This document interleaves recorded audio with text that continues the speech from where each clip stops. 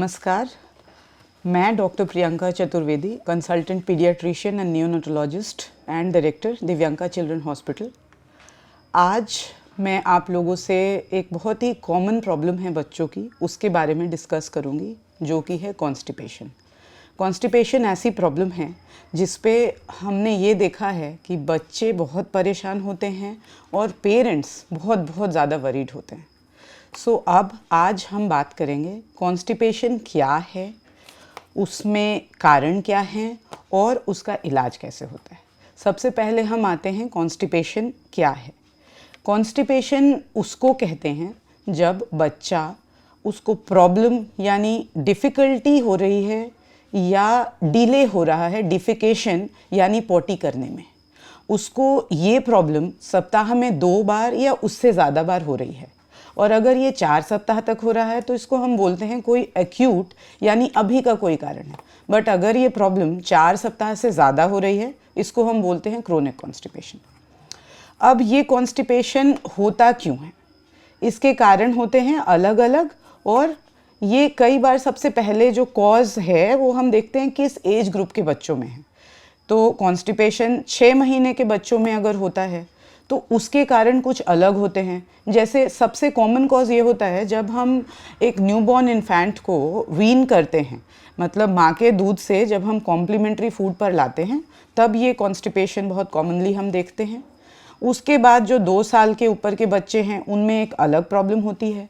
उसका कारण usually improper या अर्ली टॉयलेट ट्रेनिंग होता है, जिसमें हमने बच्चे को बहुत अर्ली टॉयलेट ट्रेनिंग दे दी, तो या बहुत बार लाइफस्टाइल मॉडिफिकेशन जो आजकल हम सबसे ज़्यादा देखते हैं, ये बहुत कॉमन प्रॉब्लम है। जो जंक फूड खिलाते हैं बच्चों को, फाइबर्स नहीं देते हैं डाइट में, ये सब सबसे इम्पॉर्टेंट कॉज है। ऑल्सो एक चीज़ जो मैं सबको बताना चाहती हूँ कि कई बार पेरेंट्स दूध पे बहुत ज़्यादा फोकस करते हैं। तो भाई जो ये दूध है, काऊ मिल्क प्रोटीन एलर्जी हम बहुत देखते हैं और ये बहुत कॉमन कॉज है कॉन्स्टिपेशन का। बल्कि पानी पर ध्यान नहीं देते, तो ये भी एक कारण है कि हम लोग पानी नहीं पिलाते हैं बच्चों को, फाइबर नहीं देते हैं डाइट में, ये सबसे कॉमन कॉज है। तो ये कुछ पर्टिकुलर रीजंस हैं जिस पे हम लोग कहते हैं पेरेंट्स को ध्यान देने के लिए। कमिंग टू जो ट्रीटमेंट पार्ट है, तो भाई हमें ये ध्यान देना है, सबसे इम्पॉर्टेंट चीज़ ये होती है कि हमें काउंसलिंग करनी है टू पेरेंट्स कि कॉन्स्टिपेशन के जो कॉजेज़ हैं उसको हटाओ। कई बार पेनफुल डिफिकेशन, मतलब बच्चे को सपोज किसी कारण से कभी लो फाइबर डाइट खाना मिला या पानी नहीं मिला, उसको दर्द हुआ पॉटी करने में। अब वो क्या करेगा कि वो उसको वॉलंटरली विदहोल्ड करेगा। जब भी उसको पॉटी कम होगी तो वो विदहोल्ड करेगा।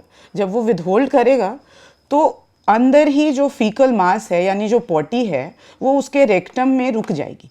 अब वहाँ जो पानी ऑलरेडी कम पी रहा बच्चा, उसके पास पानी वो और एब्जॉर्ब करेगा और वो फीकल मास और ज़्यादा बढ़ जाएगा। इससे वो इसको एक वॉलंटरीली मैन्योवर बना लेगा, होल्ड करेगा। मतलब ये है कि कई बार मेरे पास पेरेंट्स आते हैं जो बोलते हैं कि मेरा बच्चा पैर क्रॉस करके खड़ा हो जाता है। दैट इज़ ओनली बिकॉज कि वो और विदहोल्ड करेगा, उसको वो एक हैबिट बना लेगा। तो सबसे इम्पोर्टेंट ये है कि हमें पेरेंटल काउंसलिंग करनी है कि भाई हमें डिसइम्पैक्ट करना है। डिसइम्पैक्ट क्या होता है कि जो एक फीकल लोड है ना, क्लिनिकली कॉन्स्टिपेशन हम लोग हमेशा क्लिनिकली डायग्नोज कर लेते हैं कि कॉन्स्टिपेशन है। बच्चे के पेट पे हाथ रखते हैं, हमें पता चल जाता है कि एक फीकल मास है and we get to know कि इसको तो कॉन्स्टिपेशन हो रखा है। हफ्ते में 2-3 बार उसकी जो अंडरगारमेंट्स है उसमें सॉइलिंग हो जाती है, वो पॉटी नहीं करता है, तो हमें मालूम हो जाता है। तो हम पेरेंट्स को वैसे काउंसलिंग करते हैं कि इसको जो है आप प्रॉपर टॉयलेट ट्रेनिंग देनी है, उससे पहले डिसइम्पैक्शन करना है। डिसइम्पैक्शन मैनेजमेंट पार्ट पे मैं आ रही हूँ अभी। मैनेजमेंट कैसे होता है कि सबसे पहले हम बोलते हैं कि भाई टू स्टार्ट विथ हमें ट्रीटमेंट देना पड़ेगा, हमें प्रॉपर ट्रीटमेंट में लैक्सेटिव देने पड़ेंगे। अब कई पेरेंट्स डर जाते हैं कि लैक्सेटिव्स जो है क्या वो हैबिट फॉर्मिंग है। नो, अभी हमारे पास बहुत सेफ़र ऑप्शंस हैं जो हम लोग ये देखते हैं कि जब भी ये हम स्टार्ट करते हैं, these are not habit forming, मतलब इनसे आदत नहीं बनती है। तो अगर हम इसको देते हैं, थोड़ा लंबा देना पड़ेगा, मीनवाइल हमें डाइटरी मॉडिफिकेशंस करनी पड़ेंगी, तब तक हमें ये लैक्सेटिव्स देने पड़ेंगे। तो सबसे पहले हमने जो बोला कि वो जो मांस अटका पड़ा है उसको निकालना है, उसमें लार्ज डोजेस ऑफ लैक्सेटिव्स देंगे और फिर ये कई बार हॉस्पिटल सेटिंग्स में करते हैं या फिर हम घर पर भी पेरेंट्स को बताते हैं लार्ज डोजेस में आपको ये वाली दवाई देनी है। सबसे कॉमन जो दवाई हम देते हैं वो होता है पॉलीथिलीन ग्लाइकोल। जब आप अपने पीडियाट्रिशियन के पास जाओगे तो वो आपको प्रॉपरली गाइड करेंगे कि मेडिसिन कौन सी देनी है। उसके बाद इस प्रॉपर डिसइम्पैक्शन के बाद, कई बार इसके बाद भी नहीं होता तो हम लोग एनीमास देते हैं, बट आजकल वो बहुत ज़्यादा नहीं दिया जाता है, but yes to start with हम देते हैं। उसके बाद जब बच्चे ने 3 से 5 दिन में पॉटी कर ली प्रॉपर डोजेस में, जब हमने मेडिसिन दे ली, तो हम लोग मेंटेनेंस पे आते हैं। मेंटेनेंस में भी हमें सेम जो ट्रीटमेंट है वो देनी होती है। मेंटेनेंस थेरेपी में उसके डोजेस भी आपके क्लिनिशियन बताएंगे। एंड देन फाइनली जो है मेंटेनेंस थेरेपी के बाद हमें पेरेंट्स को बोलना है कि आप side by side dietary modification and lifestyle changes पे फोकस करो। नाउ लाइफस्टाइल मॉडिफिकेशन से क्या मतलब है मेरा, कि भाई आप बच्चे को डाइट क्या देते हो, फाइबर्स एज इन जो पपाया है, प्रून्स हैं, बेरीज हैं, ये सब सारे जो फ्रूट्स हैं वो देने हैं।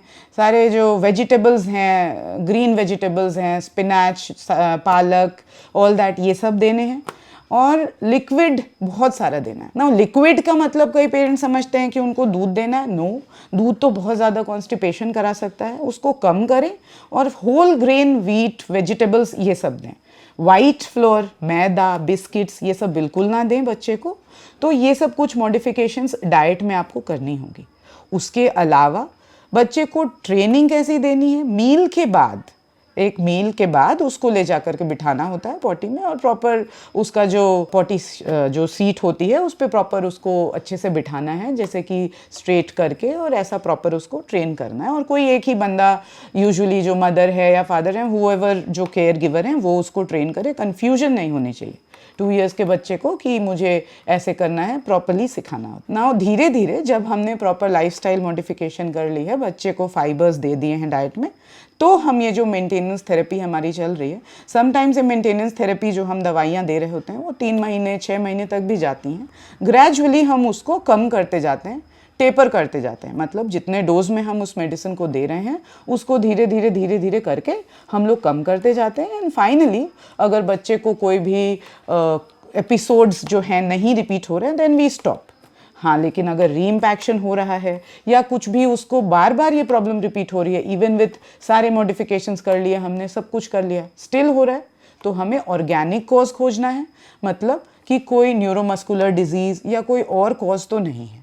उसके लिए आपको जल्दी से जल्दी अपने पीडियाट्रिशियन के पास जाना है और फिर उनसे उचित सलाह लेनी है। मेरे ख्याल से मेरा ये वीडियो से आपकी बहुत सारे क्वेरीज हेल्पफुल हो जाएगा ये आपके लिए। आई थिंक कि आपको ये पसंद आया होगा। अगर आपको मेरा ये वीडियो पसंद आया तो please like and subscribe. Thank you.